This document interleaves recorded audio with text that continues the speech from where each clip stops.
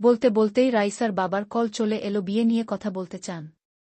সমুদ্রকে ডাকা হলো সে কি বলে শোনার জন্য। আমার তো জানাই আছে সে কি বলবে।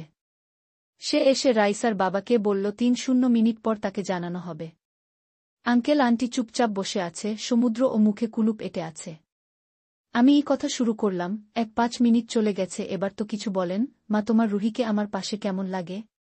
বাবা, তোমাকে ও বলছি, এতদিনে হয়তো বুঝেই গেছো আমি ওকে কতটা ভালোবাসি। আন্টি বলল শুধু তুই ওকে চাইলেই তো হবে না, রুহিকেও তো তোকে চাইতে হবে, তোকে তো ওহ আর পছন্দ করে না। তা ঠিক। রুহি, আজ শেষবারের মতো তোমাকে জিজ্ঞাসা করছি, তুমি কি তোমার সিদ্ধান্ত বদলাবে না? তোমায় ছাড়া অন্য কাউকে হয়তো আর ভালোবাসতে পারব না। এতে যদি আমার জীবন নষ্ট হয়ে যায় তার দায়ভার কিন্তু তোমার উপর বর্তাবে। তুই কি ওকে জোর করছিস?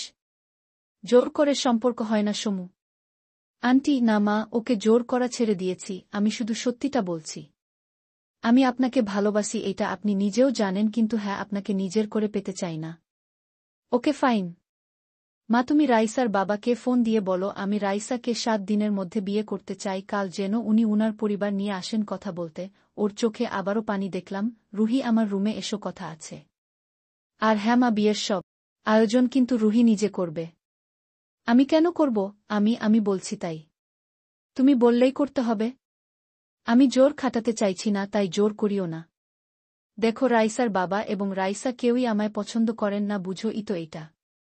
কে করল না করল তাতে আমার কিছু যায় আসে না। আচ্ছা ঠিক আছে, করব। এখন রুমে এসো। ফ্রেশ হয়ে আসছি আন্টি, তুমিও এসো। আমি যাব না, তোরা আজ নিজদের মধ্যে ঝামেলাটা মিটিয়ে নে বাবা। আন্টি, ফ্রেশ হয়ে ওর রুমে গেলাম, দেখি ও নেই। ছাদে গেলাম খুঁজতে, দেখি যা ভেবেছিলাম তাই, তার প্রথম ভালোবাসা মানে সিগারেট খাচ্ছে। গিয়ে বললাম কি বলো হুম মানে? আর সিগারেটটা ফেলো। সে আমার কথাতে কানই দিল না, তাই নিজেই হাত থেকে সিগারেটটা নিয়ে ফেলে দিলাম। এখনো আমার হাতে সিগারেট সহ্য করতে পারো না? অন্য কারো সাথে আমাকে সহ্য করতে পারবে কি করে? তোমাকে তো এই প্রথম অন্য কারো সাথে দেখছি না, আগেও তো সানভির সাথে দেখেছি। তাহলে? ওহ, সানভি সানভি ছাড়া তোমার কোনো কথা আছে? তুমি আমাদের মধ্যে 3 ব্যক্তিকে বেশি ইম্পর্ট্যান্ট দিচ্ছ, আমি শুধু তোমাকে চাই। তুমি আমাকে চাও, এইটা ইম্পর্ট্যান্ট না? নাকি সানভি বেশি ইম্পর্ট্যান্ট? আমি তোমাকে ভালোবাসি কিন্তু চাই না। কিছু মানুষ হৃদয়ে থাকতে পারে কিন্তু জীবনে না। কেন? কেন চাও আমায় না কাছে টেনে নিয়ে? কেন চাইব? আচ্ছা, তুমি শুনতে চাও কেন চাই না? আচ্ছা তাহলে শুনো, নিঃসন্দেহে আমি তোমাকে ভালোবাসি।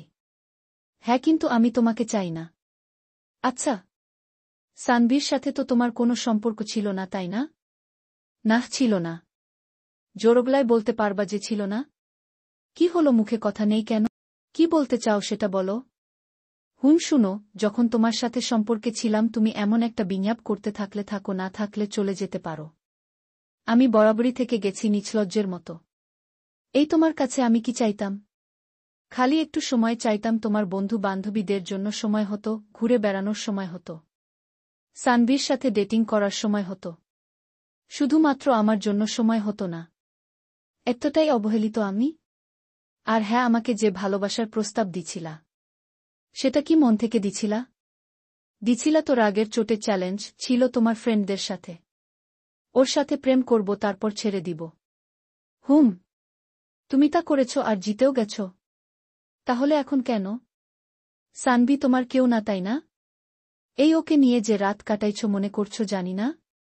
হোটেল এভারেস্ট রুম নাম্বার 309 ছবি দেখবা? দেখাবো? এখন কেন রে ভাই ভালোবাসি ভালোবাসি করে নাটক করতেছ? যখন তোমাকে আমার দরকার ছিল তুমি ছিলা না। শুনো, মনে এত কালো ছায়া নিয়ে আমি তোমাকে চাই না। আমি তোমাকে কখনো সম্মান করতে পারবো না। একটা সম্পর্কে ভালোবাসা না থাকুক, কিন্তু সম্মানটা না হলে হয় না। বেঈমানকে ক্ষমা করা যায়, কিন্তু আবার বিশ্বাস করার মতো ভুল করা যায় না। আমি চাই ও না, এখন তো সব ক্লিয়ার। আচ্ছা, কেন করলা আমার সাথে ওই দিনের অপমানের প্রতিশোধ নিছিলা? আমাকে একটা থাপ্পড় মেরে তো প্রতিশোধ নিতে পারতা, কি দরকার ছিল আমার 3টা বছর বিষাক্ত করে তোলার? ইস, এত ঘৃণা আমার জন্য? তোমার সত্যি মনে হয় আমি তোমার উপর প্রতিশোধ নিচ্ছি, আর আমি সানভিকে নিয়ে হোটেলে রাত কাটাইছি? এতটাও ঘৃণা করো না, তোমার ঘৃণা আমার সহ্য হবে না। সানভিকে নিয়ে হোটেলে গেছিলাম সাট ওকে আমি ছুঁইও নাই, আমি ড্রাঙ্ক সে আমাকে হোটেলে নিয়ে গেছে, আমি হুঁশে ছিলাম না, সে আমার এই সুযোগে কিছু পিক তুলে নেয় আর তোমাকে পাঠিয়ে দেয়।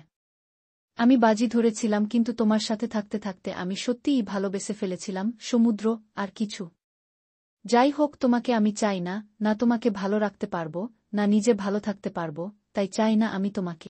ওকে রুহি, তুমি যা চাও তাই হবে, ভালো থেকো, আর হ্যাঁ আজ রাতে যদি ঘুম ভেঙে যায় তাও আমার রুমে এসো, না সহ্য করতে পারবে না। এইটা বলেই চলে গেল সে। আমিও কিছুক্ষণ ছাদে থেকে গেলাম। আর মনে মনে ভাবছি আচ্ছা সমুদ্রর ছবিগুলো না হয় ভুল কিন্তু তোমার আর ওর ভিডিওটাও কি ভুল?